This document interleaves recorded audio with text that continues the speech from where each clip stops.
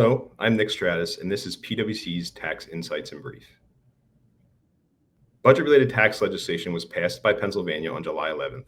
It made some significant corporate tax changes, including increasing the net operating loss limitation from 40% to 80% of taxable income by 2029. It provides an election concerning the related party expense add-backs subject to tax exception, and it amends provisions regarding the deduction of goodwill for bank shares tax purposes. First, the legislation marks the latest chapter in Pennsylvania's saga on limiting NOLs.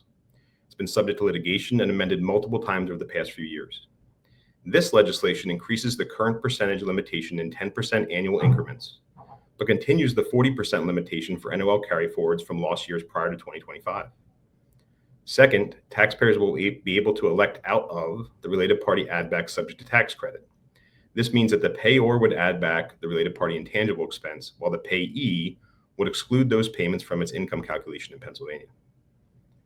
Third, the legislation explicitly provides for a bank shares tax deduction for goodwill recorded because of an acquisition or business combination.